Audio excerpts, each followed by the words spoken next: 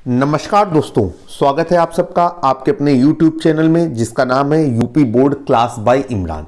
ये वृत्त यानी कि सर्किल का पार्ट सेकेंड है।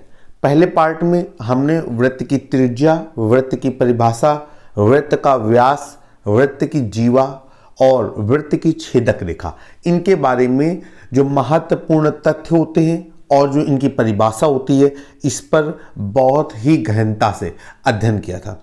आज के इस वीडियो पे हम लोग वृत्त से संबंधित कुछ और महत्वपूर्ण शब्दावलियों की जानकारियां हासिल करेंगे। तो समय बर्बाद न करते हुए अब सीधे आपके सामने जानकारी देने जा रहे हैं वृत्त की स्पर्श रेखा, टेंजेंट ऑफ सर्किल। दोस्तों, वृत्त के स्पर्श रेखा की परिभाषा बहुत ही आसान होती है।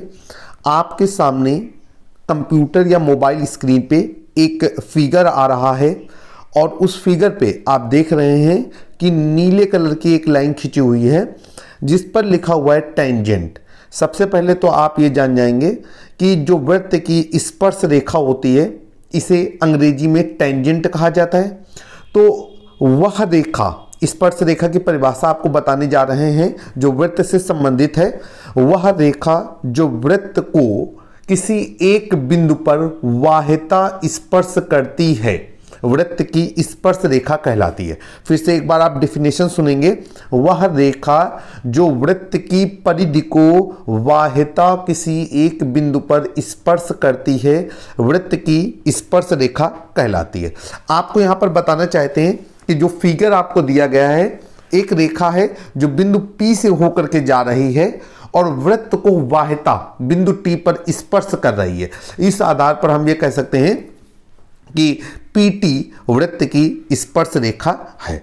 अब आप यहां पर एक चीज ध्यान रखिएगा कि वृत्त की अनंत स्पर्श रेखाएं हो सकती हैं, क्योंकि परिधि पर ढेर सारे बिंदु होते हैं, इसलिए किसी भी बिंदु से टच करते हुए एक रेखा खींची जा सकती है। जो वाह्यता हो वो वृत्त की स्पर्श रेखा कहलाएगी। अतः कभी कोई आपसे अगर ये पूछ ले कि वृत्त में कितनी स्पर्श रेखाएं होती हैं, तो आपका जवाब होगा कि वृत्त में अनंत स्पर्श रेखाएं होती हैं। जिस तरीके से वृत्त की अनंत त्रिज्याएं होती हैं और सभी त्रिज्याएं समान माप की होती हैं, और वृत्त में अनंत व्यास होते हैं, सभी व्यास समान माप के होते हैं। वृत्त में अनंत जीवाएं होती हैं, लेकिन सभी जीवा समान माप की नहीं होती है। वृत्त की सबसे बड़ी जीवा वृत्त का व्यास होती है। इसी तरीके से आपको इस पॉइंट को भी दिमाग में रखना है कि वृत्त की अनंत स्पर्श रेखाएं हो सकती हैं जो वृत्त की परिधि को वाह्यता किसी एक बिंदु पर स्पर्श करती हैं। तो आप देख रहे हैं यहां पर ब्लू से जो एक लाइन खींची हुई है PT, वो वृत्त की स्पर्श रेखा है। अब एक महत्वपूर्ण और परिभाषा आपके सामने आती है, वो ये है स्पर्श बिंदु क्या होता है।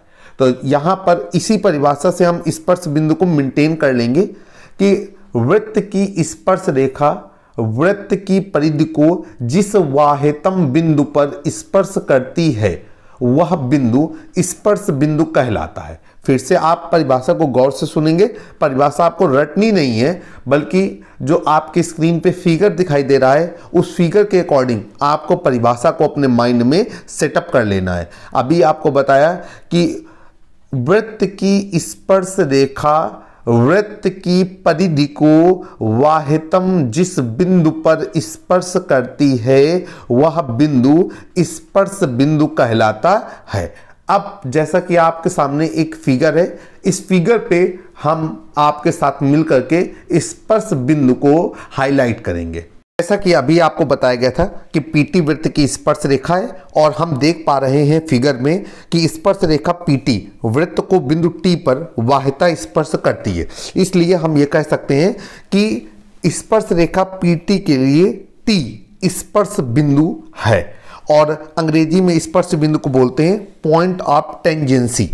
ये ध्यान रखने की जरूरत है कि प्रत्येक स्पर्श रेखा के लिए स्पर्श बिंदु भिन्न भिन्न होगा, और एक स्पर्श बिंदु जो वृत्त की परिधि पर स्थित हो, उससे सिर्फ और सिर्फ एक ही स्पर्श रेखा खींची जा सकती है। अब बात करते हैं यहाँ पर फिगर पे कुछ और भी पॉइंट लिखे हुए हैं। उन पॉइंटों को एक बार जरा दिमाग में लेकर के आते हैं। सबसे पहले आप एक जगह पर लिखा हुआ देख रहे हैं कॉर्ड। कॉर्ड मीन्स होती है जीवा। अब पहले पार्ट में आपको जीवा की परिभाषा पूरी तरीके से बताई जा चुकी है कि वृत्त के अंदर छोटी बड़ी तमाम जीवाएं होती हैं। अब रेड कलर से यहां पर एक पॉइंट लिखा हुआ है डायामीटर। डायामीटर के बारे में भी आपको पूरी जानकारी पहले पार्ट में दी गई है।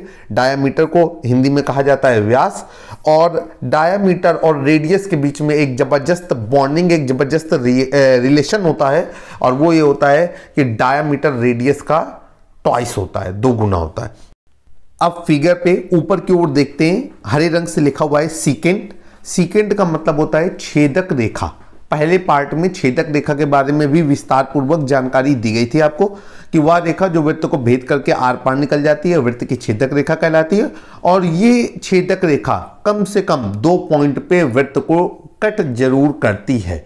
तो फाइनली हम ये कहना चाहते हैं कि पहले पार्ट और दूसरे पार्ट को मिला करके आप सर्किल के काफी महत्वपूर्ण शब्दावलियां या पॉइंट्स के बारे पे जानकारी प्राप्त कर चुके हैं।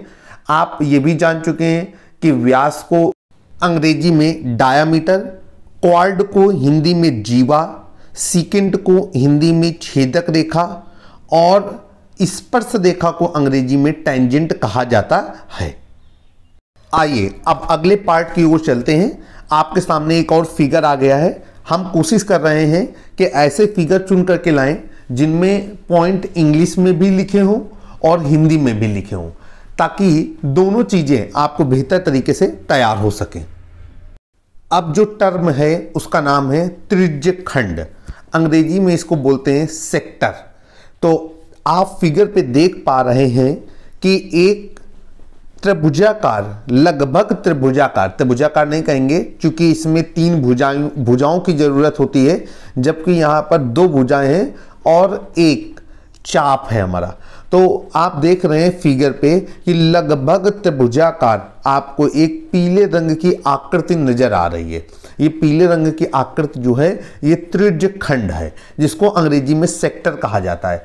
अब एक साइंटिफिक डेफिनेशन क्या होगी त्रिज्यखंड की, जरा उस पर हम चर्चा करेंगे। तो अगर आपको इसकी डेफिनेशन नहीं आती है तो मैं आपसे ये कहना चाहूंगा कि पेन और कागज को अपने पास कर लीजिए और जल्दी से इसकी डेफिनेशन लिख लीजिए। और अगर आपको डेफिनेशन आती है तो एक बार हमारे बताने से अपने माइंड में इसका रिवीजन जरूर से जरूर कर लीजिए। तो देखिए त्रिज्यखंड की क्या परिभाषा होती है।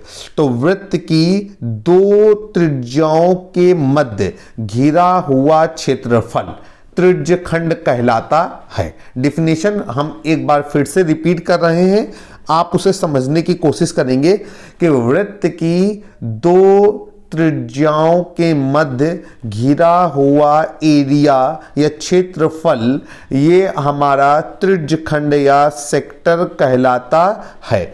और इस समय जो फिगर आपको नजर आ रहा है इस पर जो पीले रंग का शेडेड एरिया है ये एक त्रिज्यखंड का निर्माण कर रहा है। साथ में आपको ये भी बताना चाहते हैं कि जब 2 त्रिज्याएं वृत्त के किसी एरिया को कैप्चर करती हैं या बाउंडेड करती हैं, घेरती हैं, तो एक साथ 2 तरह के सेक्टर तैयार होते हैं। एक माइनस सेक्टर होता है और एक मेजर सेक्टर होता है। हिंदी में अगर बोलना चाहें तो हम ये बोल सकते हैं कि एक कहलाता है दीर्घ त्रिज्यखंड और एक कहलाता है लघु त्रिज्यखंड। आप अभी अपनी स्क्रीन में एक बड़े सर्किल के अंदर एक छोटा सर्किल देख रहे हैं, और बड़े सर्किल में जो हल्के काले रंग का शेडेड एरिया दिखाया गया है और छोटे सर्किल में जो हल्के गुलाबी रंग का शेडेड एरिया दिखाया गया है, ये त्रिज्यखंडों को प्रदर्शित कर रहा है। आपकी स्क्रीन में एक नया फिगर डिस्प्ले हो रहा है जहां पर हमने एक सेक्टर को या त्रिज्यखंड को रिप्रेजेंट किया है। आपको बताना चाहते हैं कि अगर आप इसको बोलना चाहते हैं या लिखना चाहते हैं तो आपको लिखना होगा त्रिज्यखंड AOB या त्रिज्यखंड BOA। और अगर इसे मेजर और माइनर सेक्टर के रूप में डिवाइड करना चाहते हैं तो फिर आप ये बोलेंगे कि लघु त्रिज्यखंड AOB, तो इसमें वो एरिया आएगा जो हल्के गुलाबी रंग से शेडेड है। और अगर आप बोलते हैं कि दीर्घ त्रिज्यखंड AOB, तो इसमें वो एरिया आएगा जो व्हाइट कलर का है। अपने दिमाग में यह बात बहुत अच्छी तरीके से बैठा लीजिएगा। हाँ, कुछ लोग ये जरूर करते हैं कि नवीनता देने के लिए वो लोग लघु त्रिज्यखंड AOB बोलेंगे और दीर्घ त्रिज्यखंड BOA करके बोलेंगे, तो इनमें कोई ज्यादा फर्क नहीं पड़ता, बस ये हमारी स्किल है, एक तरीके की चतुराई है। तो आप सभी लोगों को समझ में आया कि सेक्टर या त्रिज्यखंड क्या होता है। दो त्रिज्याओं के मध्य घिरा हुआ क्षेत्रफल जो है वो त्रिज्यखंड कहलाएगा। और इस तरीके से दो क्षेत्रफल बनेंगे, एक बड़ा होगा और एक छोटा होगा। छोटा वाला क्षेत्रफल लघु त्रिज्यखंड कहलाएगा, बड़ा वाला क्षेत्रफल दीर्घ त्रिज्यखंड कहलाएगा। अब हम लोग बात करते हैं चाप की। अब देखिए, आपको बताना चाहते हैं कि चाप क्या होता है। यहां पर आपको एक फिगर नजर आ रहा होगा जिनमें 3 सर्किल बने हुए हैं। इन 3 सर्किल की मदद से हम लोग चाप को बेहतर तरीके से समझने की कोशिश करेंगे। सबसे पहले हमें चाप की परिभाषा मालूम होनी चाहिए। चाप को अंग्रेजी में आर्क कहते हैं, ARC इसकी स्पेलिंग होती है। और आप सभी लोग नोट डाउन कर लें अपने माइंड में या अपनी बुक पे, कॉपी पे, कि परिधि जो होती है हमारे वृत्त की, इस परिधि में जो 2 बिंदु होते हैं, ठीक है, परिधि पर स्थित 2 बिंदु जो होते हैं, ये मिल करके किसका निर्माण करते हैं? चाप का निर्माण करते हैं। ध्यान रखिएगा, 2 बिंदुओं को मिलाने वाली रेखा नहीं, परिधि का वह हिस्सा जो उसके किसी 2 बिंदुओं के मध्य स्थित होता है, वो वृत्त का क्या कहलाता है? चाप कहलाता है। फिर से एक साइंटिफिक परिभाषा को आप अपने दिमाग में सेटअप करने की कोशिश करें कि किसी वृत्त की परिधि पर स्थित किन्हीं भी 2 बिंदुओं के बीच जो परिधि का हिस्सा आएगा, वृत्त का चाप कहलाएगा। तो आई होप कि आपको बेहतर तरीके से समझ में आ गया होगा कि जो चाप होता है वो परिधि का एक हिस्सा होता है और वो कैसा नजर आता है? वो चंद्राकार नजर आता है। अब देखिए भाई, यहां पर जो 3 फिगर हैं, तीनों फिगर के द्वारा हम वृत्त के चाप को समझने की कोशिश करेंगे। देखिए, पहले फिगर पे 2 बिंदु दिए गए हैं, C और B।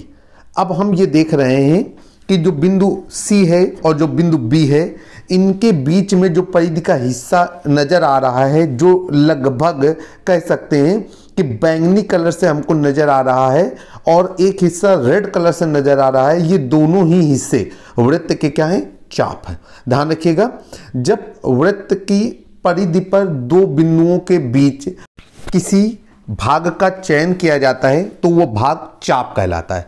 इस तरीके से 2 चाप एक साथ निर्मित होते हैं। जो हिस्सा हमने चुना, यदि वो बड़ा है तो वो कहलाएगा मेजर आर्क अर्थात दीर्घ चाप, और जो हिस्सा छोटा होगा वो कहलाएगा माइनर आर्क मतलब कि लघु चाप। अब यहां पर आप पहले फिगर पे देख रहे हैं कि CB या BC जो बैंगनी कलर से है ये बड़ा है, इसलिए इसे कहेंगे दीर्घ चाप CB या दीर्घ चाप BC। और रेड कलर से जो हिस्सा है वो भी एक चाप है, उसे भी सेम नाम से प्रदर्शित करेंगे, तो इसे हम लोग बोलेंगे कि लघु चाप CB या लघु चाप BC। अब इसी तरीके से हम दूसरे वृत्त की बात करते हैं। यहां पर भी जो बैंगनी रंग से चाप प्रदर्शित किया गया है वो बड़ा है, इसलिए उसे हम बोलेंगे कि दीर्घ चाप CB या दीर्घ चाप BC। और लाल वाला चाप छोटा है तो हम इसे बोलेंगे लघु चाप CB या लघु चाप BC। अब तीसरे फिगर पे देखेंगे तो जो बैंगनी वाला हिस्सा है, यहां पर एक अतिरिक्त पॉइंट आ गया है A। तो अब जब हम चाप का नाम लेना चाहेंगे तो हम चाप का नाम ले सकते हैं कि दीर्घ चाप CAB या दीर्घ चाप BAC। और लघुचाप के बारे में क्या बोलेंगे? लघुचाप CB या लघुचाप BC। ध्यान रखिएगा, कुछ लोग लिखते समय दीर्घचाप के लिए नाम चुनेंगे CB और लघुचाप के लिए नाम चुनेंगे BC। इससे कोई फर्क नहीं पड़ता। फिर से एक बार वही कहेंगे कि ये हमारी स्किल या चतुराई को प्रदर्शित करता है। आई होप कि आज का लेक्चर आपको पसंद आया होगा। अगर आपको हमारे वीडियोज अच्छे लग रहे हैं तो प्लीज़ हमारे चैनल को सब्सक्राइब करें, ज़्यादा से ज़्यादा कमेंट और शेयर करें और अपने दोस्तों को हमारे चैनल के बारे में ज़रूर से ज़रूर जानकारी दें। हमारा चैनल क्लास 6 से लेकर के क्लास 12th तक के बच्चों के लिए फिजिक्स, मैथ, केमिस्ट्री के ज़बरदस्त नोट्स और परिभाषाएं, फार्मूला इन आप सबके लिए अपडेट करता है। जल्द ही फिर मुलाकात होगी, तब तक के लिए जय हिंद, जय भारत।